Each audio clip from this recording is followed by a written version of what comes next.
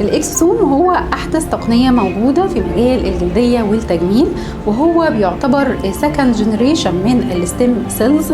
بيشتغل بتكنولوجي بتعتمد على ان الاكسسوم ده اصلا عباره عن اكسترا سيلولار فيزيكلز او حويصلات مسؤوله عن نقل الرسائل والاشارات ما بين الخلايا، وبالتالي بتبقى قادره على ان هي تخلي الخليه دي يحصل لها تيشو ريجنريشن والخلايا تتجدد تاني، وبالتالي بنقدر نوظفه في استخدامات كتيره جدا كانتي ايجنج ومضاد لعلامات التقدم في السن. من استخداماته الكويسه قوي في تحفيز الكولاجين كمان وبناء الانسجه الجديده في تحسين الاكني سكارز او الندبات. الميزه الاساسيه في الاكسسوم ان هو يعتبر تريتمنت او علاج، ما هوش اجراء تجميلي.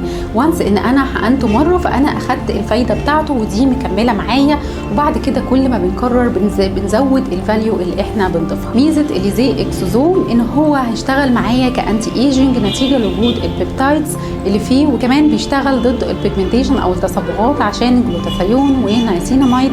ده غير كمان الترطيب عن طريق الهيالورونيك اسيد، وبالتالي بنقدر نوظفه في استخدامات كتيره قوي: الندبات، علامات التقدم في السن، التصبغات، تحسين جوده الجلد، تحسين المسام الواسعه. كمان نقدر نعتبره ان هو نوع من محفزات الجلد اللي بتدي نضاره وجوده كويسه قوي للجلد. ده غير كمان ان احنا نقدر نستخدمه في مشاكل الشعر وتساقط الشعر المختلفه.